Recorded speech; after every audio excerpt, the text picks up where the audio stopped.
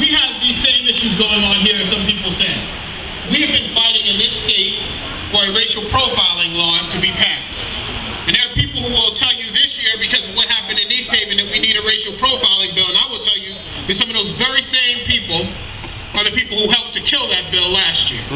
All right. When it comes to our issues, people just don't care. And you know who I'm talking about. And I think some of us, by the way, think we have some friends in our city halls. We think we have some friends in Hartford.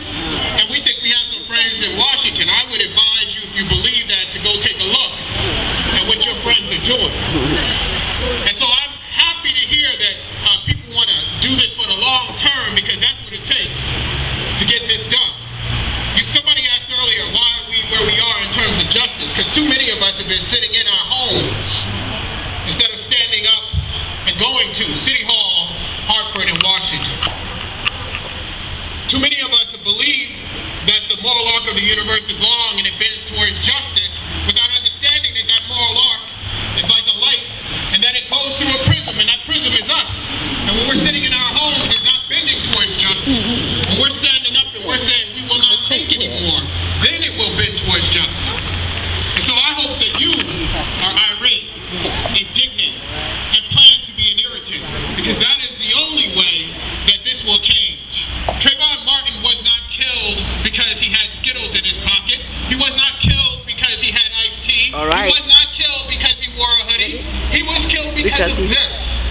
But he was black. He was killed because he's black, because the sin that he committed was being born black in America, being born black in a country that says to us when we go to school, what this country is about is that fight for our individuality at the beginning of this country, the fight for our identity.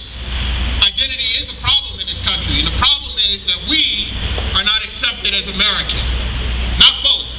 When you get arrested in Florida, just so you know, there is no unarrest, and yet George Zimmerman is unarrested. That's a different type of justice than any of us will ever get.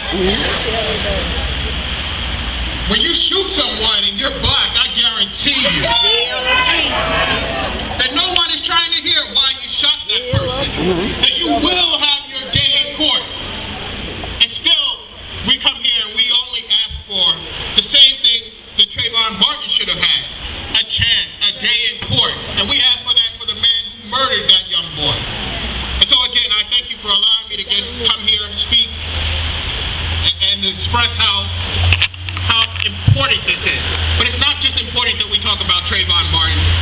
It's important that we go to those places I talked about here, Hartford, and Washington, because those bills that affect our lives are not being done by friends of ours. Those bills who affect our lives are being done by people who already have justice and who aren't concerned about justice for the people standing here today. Thank you.